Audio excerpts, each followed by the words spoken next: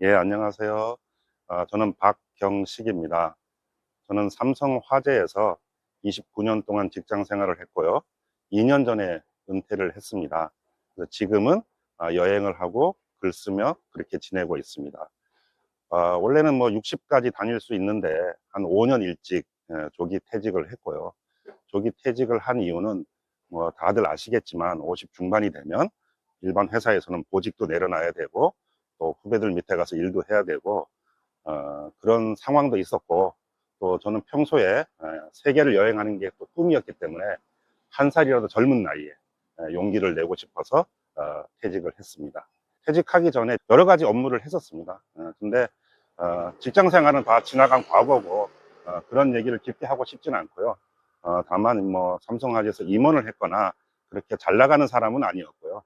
그냥 평범하게 29년 직장 생활을 했습니다.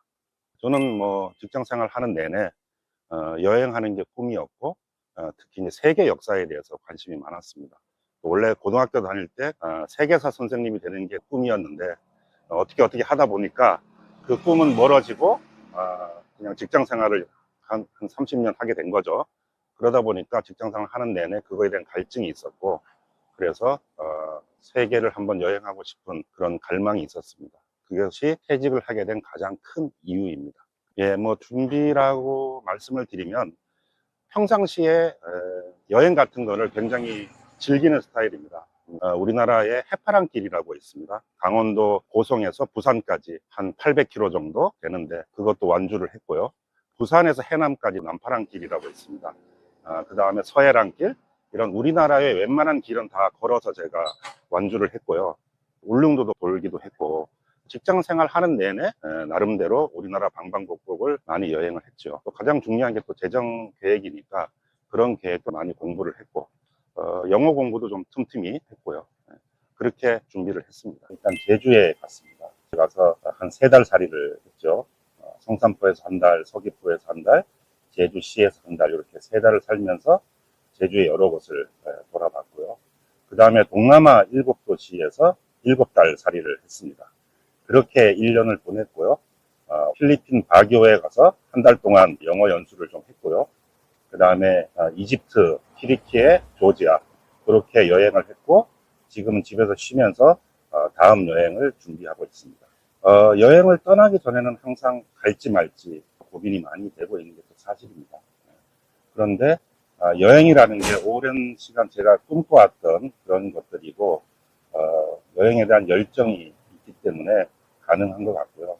가끔 사람들이 이제 뭐 용기에 대해서도 질문을 하기도 하는데, 제가 생각하는 용기는 열정이 두려움보다 아주 조금이라도 많으면 그게 바로 용기가 아닌가 생각을 합니다. 제가 오랜 시간 가지고 있던 열정이 지금 여행을 하게 만드는 그런 원동력인 것 같습니다. 사람이 어느 날 갑자기 이렇게 확 바뀌진 않거든요. 평상시에 뭐 한 번도 여행을 안 하고 그렇게 하던 사람이 갑자기 은퇴하고 나서 여행을 한다. 그런 일은 저는 있을 수 없다고 생각을 하고요. 저의 꿈, 언제 은퇴를 하고 은퇴하면 뭐를 하겠다, 이런 꿈에 대해서 집사람과 아이들하고는 수십 년 전부터 제가 기회가 있을 때마다 얘기를 했습니다. 그래서 아내와 아이들은 당연히 아빠는 은퇴하면 세계 여행을 갈 거다라는 확신이 있었고요. 사실 이제 남자들, 은퇴한 남자들 입장에서 가장 무서운 게 배우자인 건 또 사실입니다. 그죠? 근데 우리가 또 아이러니한 것은 직장 생활을 하는 동안에 배우자들하고 그렇게 깊은 대화를 사실 나누진 않습니다. 그래서 아직 은퇴를 하지 않고 은퇴를 앞두고 있는 분들이라면 자기 마음속에 있는 계획, 꿈, 희망, 이런 것들을 배우자하고 평상시에 좀 대화를 나누다 보면 자기의 생각도 좀 정리가 되고요. 두 사람 사이에 어떤 합일점이 생길 것 같습니다. 다 부자나 절대 아닙니다. 서울이 이미 이제 세계에서 물가가 높은 도시 중에 하나가 됐고요. 서울에서 한 달 사는 비용이라면 웬만한 나라 가서도 한 달 동안은 충분히 살 수 있거든요. 그래서 비용적인 문제는 크게 고민을 안 해도 될 것 같고요. 많은 사람들이 이제 저한테 그 비용 문제를 묻는데 저는 이렇게 대답을 합니다. 만약에 서울에 아파트가 있고 자가용이 있고 두세 달에 한 번씩 골프 정도를 칠 수 있다면 당신은 이미 충분히 부자입니다. 저는 10년 동안 자가용 없이 생활을 했고요. 지금도 뭐 집에 차가 없고 올 봄에 저는 또 있는 집까지 팔아서 지금은 이제 월세로 살고 있거든요. 그리고 은퇴하기 한 2년 전부터 저는 이제 골프를 끊었고요. 만약에 의지만 있다면 어떻게 해서라도 돈은 만들 수 있을 것 같습니다. 저는 모든 자산을 다 정리를 해서 현금화해서 거기에서 나온 걸로 생활을 하고 있습니다. 모든 이제 직장생활 하시는 분들이 그렇지만 우리나라에서 직장생활을 한다는 것은 많은 것을 포기하고 해야 되는 거죠. 그래서 직장생활을 하면서 재테크 기술을 연마한다든지 그렇게 한다는 것은 현실적으로 대한민국에서는 불가능합니다. 왜냐하면 직장생활 하기도 바쁜데 뭐 재테크를 어떻게 하겠습니까? 그죠? 다만 저는 이제 은퇴하기 한 2년 전부터 집중적으로 좀 책도 보고 여러 가지 연구를 해서 저만의 원칙을 세웠습니다. 원칙 중에 가장 큰 것이 자산을 단 1원도 만약에 그 이익을 내지 않는 자산은 나한테 필요가 없다. 그래서 집을 판 이유도 집은 뭐 계속 세금도 내야 되고 수리비도 들어가야 되고 나한테 현금을 주지 않기 때문에 그런 결정을 했고요. 집값이 올라갈 수 있겠죠. 그런데 그거는 뭐 30대, 40대 같으면 집을 팔지 말고 가지고 있는 게 당연히 뭐 한국 사회에서는 맞는 거고요.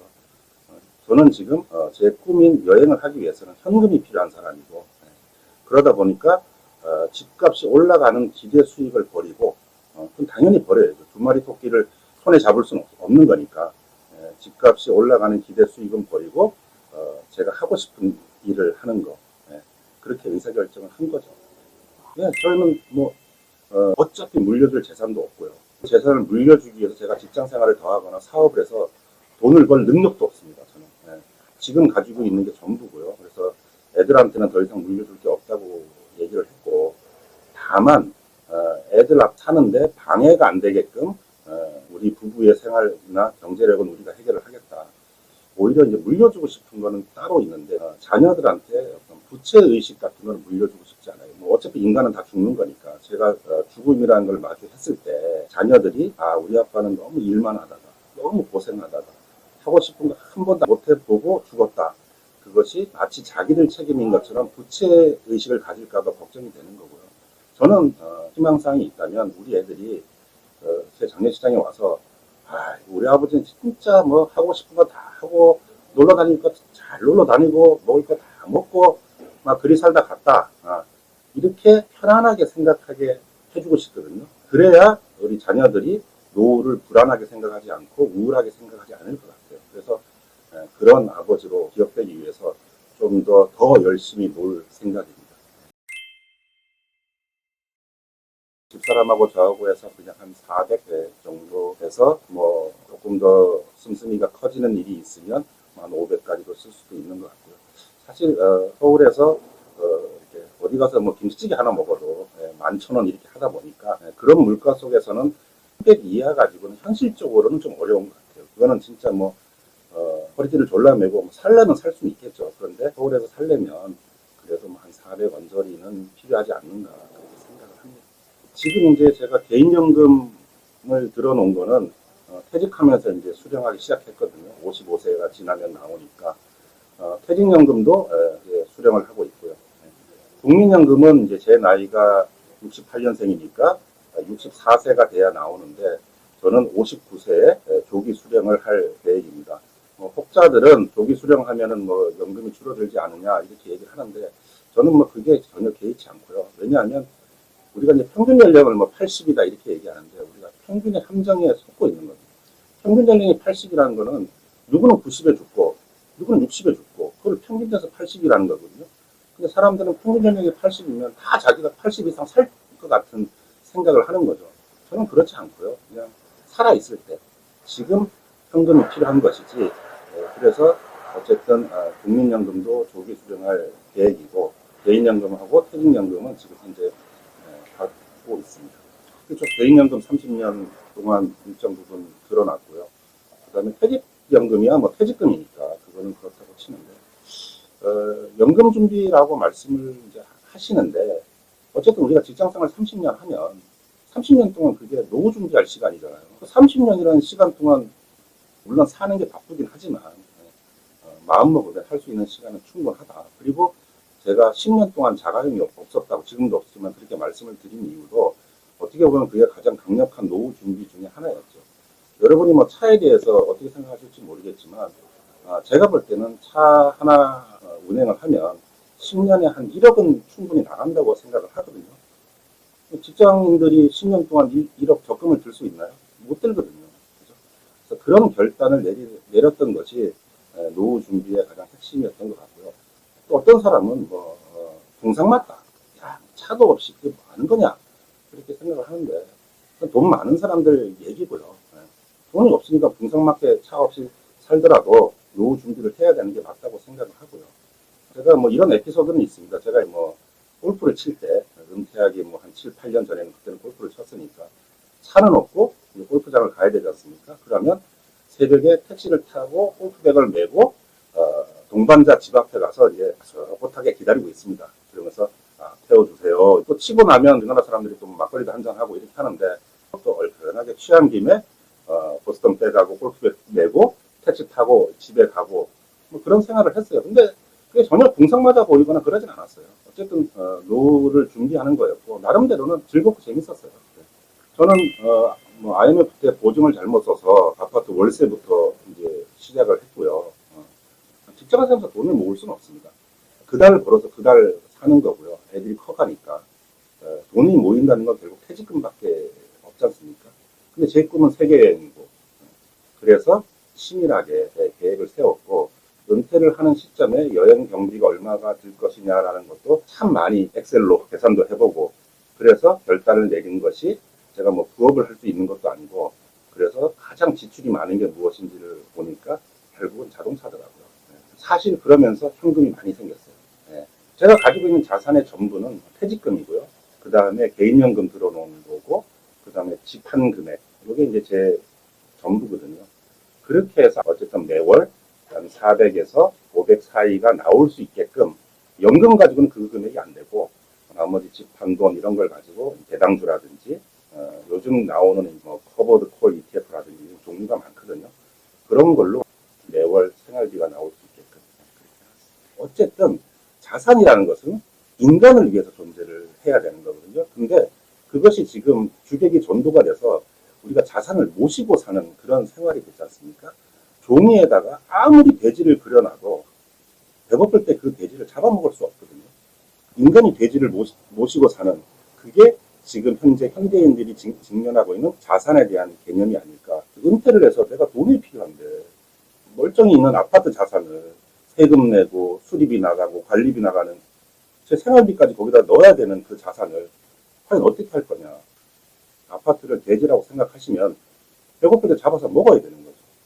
그런 식으로 좀 결단이 필요한데 개인의 취향의 문제이기 때문에 잘 고려해서 판단을 하셔야 될 것 같습니다. 그런 건 있죠. 저의 모든 자산은 대부분 미국 주식 ETF에다가 뭐 투자를 했다고 했는데 급락을 한다든지 어쨌든 뭐 계속 장이 안 좋고 그런 것에서 제가 자유로울 수는 없죠. 제가 내린 결론은 이렇습니다. 만약에 제가 장사를 한다고 치면 어떤 달은 손님이 많이 들고 어떤 달은 뭐 손님이 전혀 없고 직장을 다니다 보면 어떨 때는 일이 잘 돼서 승진도 하고 어떨 때는 뭐 승진 누락도 되고 주식만 그런 것이 아니라 인생사 모든 일들이 부침이 있는 거거든요. 어쨌든 저의 원칙은 뭐냐면 제가 가지고 있는 미국 주식은 평생 안 판다는 거예요. 모든 리스크는 시간이 해결을 하는 거거든요. IMF 때 주식이 급락을 하고 부동산 가치가 급락을 했지만 10년 지나서 그 이상 올랐잖아요. 그래서 자산을 위기가 났을 때 안 팔 정도의 능력이 있다면 결국 그 리스크는 시간이 지나면 다 해결을 하는 거거든요. 저는 뭐 그냥 농사 짓는 마음으로 요즘 같으면 아이고 뭐 흉년이 좀 들었네 이렇게 생각하고 넘어갑니다. 쫄린다니까요. 멘탈을 그냥 운동하고 좋은 음악 듣고 그것도 또 지나갈 거니까.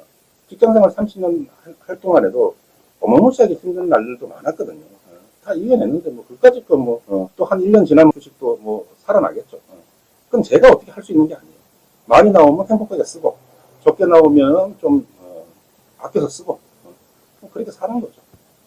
노후에 대해서도 뭐 큰 걱정은 없습니다. 왜냐하면 뭐 돈이 그렇게 많은 편도 아니지만 일단 우리가 하루 세 끼 밥 먹고 한 달 정도 생활비 쓰고 그 정도 비용은 아까도 말씀드렸지만 일단 있는 집 팔고 그 다음에 삼성화재 한 30년 가까이 다녔으니까 퇴직금이라는 것도 있고 그래서 그 정도 가지고 두 사람이 집사람하고 저하고 그냥 소박하게 사는 거에 대해서는 제가 볼 때는 아무 걱정이 없습니다.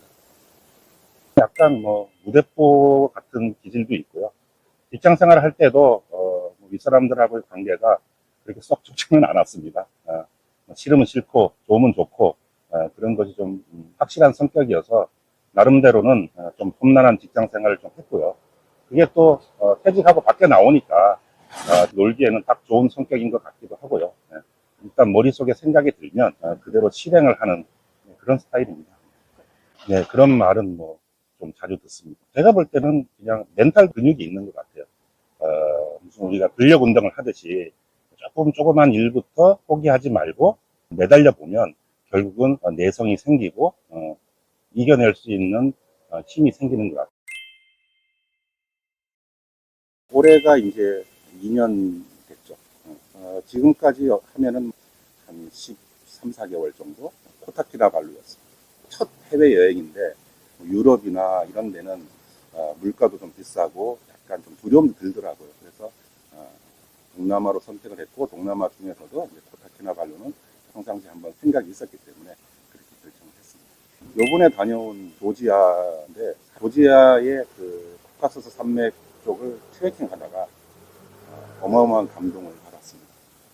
만년설이 쌓인 그런 들꽃이 가득한 그런 산 정상에 서 있었을 때 제가 은퇴를 잘했다. 한 살이라도 젊었을 때 뛰쳐나와서 여기에 와 있기를 정말 잘했구나. 이런 큰 감동이 밀려왔습니다.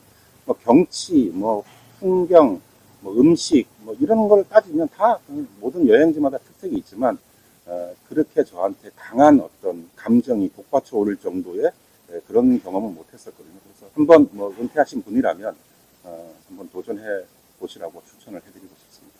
언어 장벽이 있죠. 영어를 잘하는 편도 아니고 그런데 일단은 요즘은 이제 기술이 혁신을 거듭하고 있기 때문에 번역기도 많이 이제 나와 있고 사실 여행을 하면서 우리가 무슨 정치 얘기를 하는 거예요. 경제 얘기를 하고 이런 얘기를 하지 않거든요. 얼마냐? 얼마나 걸리냐? 이런 정도의 그런 것이잖아요. 그 정도 영어는 잉글리시 비슷하게 할 수도 있는 거고 언어에 대한 부족함은 항상 느끼지만 그것이 꼭 여행을 못할 정도로 큰 장애물은 아니다. 대신 또 나가서 여행을 하면 장점이 뭐냐면 말을 안 하고 침묵으로 다닐 수밖에 없으니까 생각이 좀 풍성해지고 그런 것은 오히려 장점인 것 같아요. 작년에 동남아에서 7달을 살면서 영어도 좀 하고 막 그랬어야 되는데 그러질 못하다 보니까 약간 좀 갈증 같은 게 있었거든요. 그래서 이제 올 1월 달에 필리핀 바기오로 짧지만 한 달짜리 영어 연수를 받습니다. 매일 8시간씩 영어 수업이 진행이 되는데요. 선생님하고 1대1이 4시간, 학생 넷에 선생님 1분, 이렇게 4대1 수업이 4시간. 그렇게 기숙사에서 자면서 외출도 못하고요. 월요일부터 금요일까지는 술도 못 먹습니다. 어쨌든 기숙학원 같은 곳에서 한 달 동안 이제 영어를 했는데 당연히 영어는 안 늘었고요.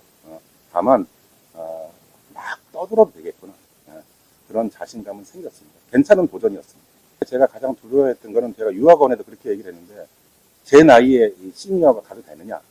유학원에서 가도 됩니다. 이렇게 얘기를 했어요. 근데 저는 상술이겠지. 가서 보니까 시니어 중에 제가 어린 축에 들더라고요. 60 훌쩍을 넘기신 그 우리나라 어르신도 계셨고요. 70대에 가까운 분도 오셨어요. 그분의 말이 평생이 영어가 숙제였다. 그래서 죽기 전에 끝장을 한번 보고 싶었다. 그렇게 해서 이제 오게 됐다고 말씀을 하셨는데, 제가 이렇게 사는 거는 저런 분들에 비하면 아무것도 아니다. 또 이런 각성을 하게 된 계기도 됐습니다. 요즘은 이제 세상이 평준화되고 있어요. 글로벌이고 기술이 같아지고 있고, 그죠? 한국 사람들은 한국의 시스템, 정치, 경제, 인터넷, 인프라 이런 것에 대해서 너무 많은 확신을 가지고 있죠. 우리나라 것이 굉장히 뛰어나고 특출하고 멋있고 이렇게 생각을 하는데 우리나라에 있는 거는 해외 다 있거든요. 오히려 해외는 우리나라보다 그런 기술들이 더 발달되어 있어요. 예를 들어서 공유 자동차, 우버 같은 거, 그 다음에 동남아의 그랩. 전 세계에서 없는 데가 대한민국밖에 없습니다. 예. 그 다음에 뭐 우리나라 지하철이 뭐 깨끗하다 어쩌다 얘기를 하는데, 그죠? 예. 다른 나라 가보면 시설이나 편의나 환승이나 표를 사는 거나 이런 것이 굉장히 잘 되어 있습니다. 아르메니아나 조지아를 제가 여행할 때도 거기는 버스나 지하철을 별도의 교통카드 기능이 없는 그냥 일반 비자 카드 가지고 그냥 탈 수 있어요. 해외 여행을 하다 보면 한국이 얼마나 폐쇄적이냐. 그래서 좀 극단적일 수도 있는데 한 10년, 20년 지나면 우리 게 최고인 건 줄 알고 우리 생활에 너무 안주하는 그런 음울한 개구리가 돼 있을까봐 좀 걱정이 되긴 합니다. 그렇죠. 사람 사는 곳에 다 위험이 있으니까요. 근데 질문을 또 반대로 드려보고 싶어요. 한국은 안전한가? 장마철에 멀쩡히 지하차도를 지나가던 사람들이 물에 빠져 죽고, 그죠? 지하주차장에 물이 찼으니 차 빼라 그랬는데 차 빼러 가다가 사람들이 죽고, 그죠? OECD 국가 중에서 교통사고 사망률이 제일 높은 나라가 또 대한민국인 거거든요. 그래서 그 정도의 위험은 다른 나라도 똑같이 있다. 특별히 위험한 거를 겪는 분들은 그런 데 가기 때문에 그래요. 밤늦은 시간에, 이른 새벽에, 현지인도 잘 안 가는 곳에 이문화 체험이다. 이런 거를 핑계로 가기 때문에 그런 거고요. 위험은 한국이나 다른 나라나 다 똑같다. 이렇게 말씀을 드려야 되겠네요. 제가 트리키레를 여행하면서 새벽에 동 트는 거를 보고 싶었던 거예요. 그래서 그 동네에 좀 높은 곳이 있었어요. 거기에 이제 무너진 성도 있고, 저 성에 올라가서 아침 일출을 보면 좋겠다. 이런 결심을 하고, 그 다음에 아침에 일찍 해 뜨기 전에 올라갔죠. 역시 그곳에 갔더니 밤새 술을 먹은 이제 동네 청년들이 몇 명이 있었던 거예요. 그 중에 한 명이 제 핸드폰을 보더니 큰 벽돌을 들고 와서 핸드폰을 내놔라. 그렇게 이제 막 위협을 해가지고 한 10분 정도 정말 이제 대치를 했던, 제일 아찔했다면 뭐 그 정도 경험이었어요. 상의할 사람이 없으니까 좀 어렵고 당황스러운 것도 혼자 다 이제 그걸 결정을 해야 되고, 가장 힘든 거는 역시 외로움이죠. 예. 어떨 때는 뭐 일주일 동안 한국어를 안 하고, 뭐 혼자 제가 미친 사람도 아니고 무슨 뭐 한국어를 할 수 있는 게 없지 않습니까? 그죠? 그러니까 굉장히 그런 게 힘들죠. 한 달 살기의 장점은 일단은 안정된 숙소가 있고요. 특히 동남아 같은 데는요, 한 달에 뭐 월 한 70에서 100만 원 정도 내면 괜찮은 콘도미니엄 같은 걸 구할 수 있는데, 다 수영장하고 헬스장이 딸려 있습니다. 그래서 충분히 자기 관리를 하면서 할 수 있고요. 특별히 처방받아서 먹는 약 같은 거, 그거는 뭐 준비를 해가지고 가야 되지만, 기본적인 약 같은 경우는 다 있고요. 왜냐하면 제약회사가 글로벌 제약회사잖아요. 전 세계에 안 퍼진 데는 없는 거죠. 그냥 돈도 은행 카드 가지고 ATM기에서 그냥 돈을 뽑아 쓸 수 있기 때문에 환전 같은 거 굳이 할 필요도 없는 것 같고요. 그래서 한 달 살기나 여행 이런 거를 준비하실 때 그런 거는 전혀 문제가 되지 않는 것 같고요. 가장 중요한 거는 멘탈, 자기가 이런 여행을 왜 하는지, 그런 것에 대한 확고한 생각, 이런 것들이 있다면 굉장히 초보 여행가지만 전혀 문제가 없다. 이런 말씀을 드릴 수 있습니다. 아무래도 이제 여행을 하다 보면 먹는 게 이제 좀 막 먹을 수밖에 없습니다. 이제 뭐 끼니도 벌고, 어떨 때는 폭식을 하고, 조지아 같은 데는 주식이 빵이니까 하루 세끼 빵을 먹어야 되고, 그러다 보니까 이제 들어와서는 한 달 정도는 이제 그런 몸 관리, 그 다음에 다음 여행지에 대한 계획을 세우고, 그렇게 시간을 보내고 있습니다. 300만 원이면 지구의 3분의 2 이상은 여행을 갈 수도 있다고 봐요. 특히 동남아 같은 경우에는 뭐 충분히 가능하다고 보고요. 제가 이제 베트남 다음 주 토요일 날 출발하는데, 편도 비행기가 한 17만 원 정도거든요. 뭐 베트남 제가 지금 호텔을 알아보고 있는데, 하루에 뭐 한 3만 원 정도 내외면 깔끔한 그런 거. 그 다음에 이제 뭐 한 끼 먹는 거, 넉넉 잡고 뭐 한 5천 원에서 10,000원 정도. 또 뭐 2, 3일에 한 번씩 또 뭐 술도 한 잔 먹고, 제가 볼 때는 뭐 한 달에 300만 원이라면 웬만한 곳은 다 여행할 수 있는 비용이다. 많은 사람들이 이제 돈이 있어야 여행을 한다고 얘기를 하는데, 이거는 이제 자기가 여행을 갈 생각이 없다. 이렇게 방어망을 치는 거고요. 그리고 돈이 왜 자꾸 사람들이 집착을 하냐면, 우리나라 사람들은 절대 돈의 원금을 허물어뜨리지 않아요. 내가 10억이 있으면 10억은 안 쓰는 거예요. 근데 저는 생각을 반대로 하는 거죠. 10억이 있다면 1년에 5천만 원씩 쓰면요 20년을 쓸 수 있는 돈이에요. 그렇죠? 근데 있는 10억을 그대로 가지고 있고 거기서 이자만 가지고 생활을 하려고 생각을 하다 보니까 자꾸 생각이 궁핍해지는 거죠. 초라해지는 거죠. 그래서 너무 돈 하는 거는 재수없게 들릴 수도 있겠지만 극단적으로 말씀을 드리면 꿈이 없다. 그걸 가지고 괜히 뒹굴러서 돈이 없어서 나는 못한다. 이렇게 말씀을 하시는 거라고 저는 감히 말씀을 드립니다. 은퇴를 결심하고 나서 처음에 한 게 이제 삭발을 한 겁니다. 그리고 그 다음날 출근을 했더니 예상했던 대로 많은 사람들이 무슨 일이냐 이러면 안 된다, 자중해라, 이런 표현을 했는데, 이렇게 헤어스타일을 바꾼 거는 첫 번째는 제가 머리를 이렇게 하고 다닌다고 제가 사회적으로 무슨 폐를 끼치는 건 아니잖아요. 그죠? 근데 과연 제가 하고 싶은 대로 할 수 있을 건지가 궁금했어요. 그 다음에 50이 넘어가니까 약간의 탈모 증상이 있긴 했어요. 근데 그 머리털 하나 살리려고 뭐 샴푸 바꾸고 뭐 약 바르고 심지어는 집사람이 그걸 또 심어준다는 거예요. 아니 머리털이 있어도 그만 없어도 그만인, 사람 생명에 아무 문제가 없는 거잖아요. 그래서 또 결단을 내려야 되겠다. 또 마지막으로는 지구 여행을 한답시고 이제 은퇴를 할 건데, 남자들은 보통 한 달에 한 번씩 이발을 해야 되거든요. 말 못하고 뭐 이런 데 가서 그 머리를 깎는 것도 또 너무 스트레스일 것 같아서 제가 이제 시원하게 머리를 이렇게 깎았고요. 머리를 지금 제가 일주일에 한 번씩 바리캉을 가지고 제가 직접 깎고 있고, 여행할 때는 이제 제가 그걸 들고 다니고 있고요. 또 장점은 있습니다. 여행지에서 웬만하면 호객분들이 잘 접근을 안 합니다. 일단 뭐 이 빡빡이의 그 포스가 있기 때문에. 또 단점은 뭐냐면 머리를 깎고 났더니 주민등록증도 바꿔야 되고 운전면허증도 바꿔야 되고 여권도 왜냐하면 생김새가 달라졌으니까 그런 번거로움은 있었습니다. 일단은 제가 바라보는 세상은 이렇습니다. 우리가 이제 열심히 살아라, 근면하라, 성실하라, 착하게 살아라. 우리는 그렇게 배웠죠. 그렇게 살면 누구나 성공하고 정당한 보상이 주어질 걸로 믿고 살았습니다. 그런데 직장생활 30년을 돌아보면 그렇지 않거든요. 열심히 일한다고 그 사람이 꼭 승진하는 건 아니고요. 이미 출발할 때부터 직장은 기울어진, 똑같이 입사를 했는데 누구는 A 부서의 발령을 받고 누구는 B 부서의 발령을 받는 거예요. 그럼 개인이 어떻게 선택할 수 있는 부분은 아닌 거거든요. 제가 내린 결론은 취향입니다. 그러니까 우리나라는 특히 중고등학교 어린 시절에 자기 취향을 함부로 드러낼 수 없어요. 부모가 학원을 가라면 군말 않고 학원을 가야 돼요. 그죠? 그 다음에 무슨 학교를 마음대로 그만둘 수가 없어요. 우리는 짜진 커리큘럼대로 인생을 사는 건데, 그렇게 또 직장 생활을 한 30년을 하다 보면 어느 순간에 자기 취향을 잃어버린 거죠. 그래서 은퇴라는 거를 하게 되다 보니까 자기 취향이 뭔지를 모르는 거예요. 자기 취향대로 사는 게 행복입니다. 만약에 제가 오늘 맛있는 짬뽕이 먹고 싶은 거예요. 그러면 그 짬뽕을 먹는 순간에 풍족한 마음이 들잖아요. 그 풍족한 마음이 바로 행복이라고 보는데, 그죠? 우리는 이런저런 이유로 자기 취향이 없는 거예요. 나한테 뭐를 채워줘야 될지 모르는 거죠.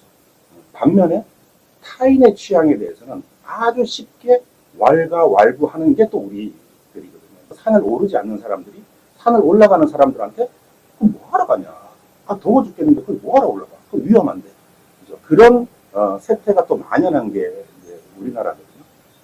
타인의 취향을 비난하고 비평하고 평가하는데 정작 자기의 취향은 없는 거예요. 그죠?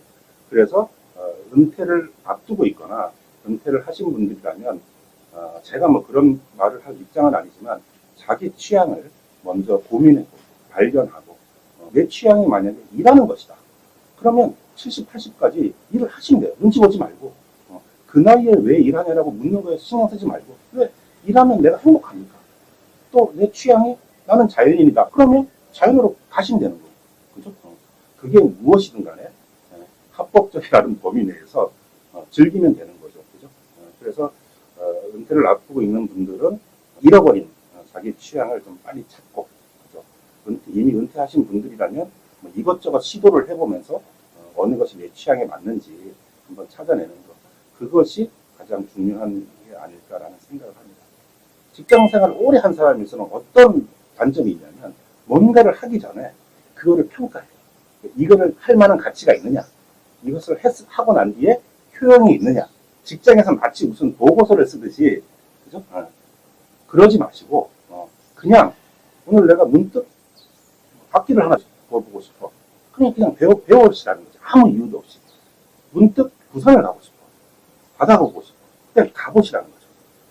그 과정 속에서 나한테 말을 걸고 내 마음이 열리고 내가 포기했던 나의 취향이 살아나올 수 있는 그런 경우도 있거든요. 그래서 그냥 막 하셔라. 우리가 평생 못 살아봤으니까 이것저것 하시다 보면 그 중에 좀 나하고 맞는 거, 편안한 거, 사실 좀 풋한 거, 이런 것이 발견되지 않을까 그런 생각입니다. 있는 그대로 말씀드리면요, 직장 생활의 본질을 좀 이해하셨으면 좋겠어요. 직장 생활이 자기의 이상을 실현하는 것이 아니거든요. 좀 더 냉정하게 말씀드리면 나는 나의 노동을 제공하고 회사는 그 대가로 임금을 주는 거죠. 근로계약이죠. 근데 많은 사람들이 직장에서 자기 이상을 실현하려고 하는 착각을 가지고 있는 겁니다. 그냥 내가 회사 규정에 정한 대로 정확하게 일을 하고 회사는 그거에 맞는 정확한 보수를 주면 되는 거죠. 그 정도만 그 직장의 본질을 이해하고 일을 하면 될 것 같고요. 직장인이 가지고 있는 장점 중에 타의 추종을 불허하는 장점이 있습니다. 시간입니다. 퇴근 시간, 퇴근 이후의 시간, 주말, 연차, 그죠? 공휴일. 자영업 하시는 분들은 이런 게 없잖아요. 그 시간을 얼마나 자기를 위해서 쓰느냐. 그것이 두 번째로 직장 생활에 있어서 가장 중요한 것일 수 있고요. 세 번째는 직장은 이미 기울어진 운동장이다. 직장은 뭐 선의가 막 무성하게 잘하는 그런 데가 아니에요. 직장 상사는요, 아주 불완전한 사람이에요. 이 사람이 어떤 후배를 좋아하냐면 일 잘하는 후배를 좋아하지 않아요. 자기가 데리고 있고 싶은 후배를 좋아해요. 우리가 그걸 왕왕 직장 생활에서 목격을 하잖아요. 어떤 사람은 일을 아주 잘하는데 좀 꼬장꼬장해. 어떤 사람은 일을 대충 뭐 평균 정도로 하는데 윗사람에 대해서 굉장히 좀 부드러워. 그럼 윗사람은 누구를 데리고 일하고 싶겠어요?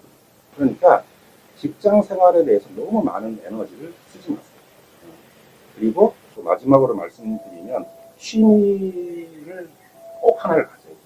그래서 은퇴하기 전까지 그 취미가 거의 전문가 수준까지 올라갈 수 있을 정도로 자기의 취미에 몰입을 하시는 거 그렇게 해봤으면 좋겠어요. 일단은 뭐 은퇴한 지 2년밖에 안 됐고요. 무림의 고수들에 비하면 세 번의 피 같은 이제 미천한 경험이기도 하고요. 아까도 말씀드렸지만 사람마다 다 취향이 다르잖아요. 중국집에 3명이 가면 꼭 짜장면 먹는 사람 짜장면 먹고 짬뽕 먹는 사람 짬뽕 먹고 어떤 사람은 울면을 먹기도 하더라고요. 그런데 우리는 그런 타인의 취향에 대해서 또 너무 쉽게 재단을 하지 않습니까?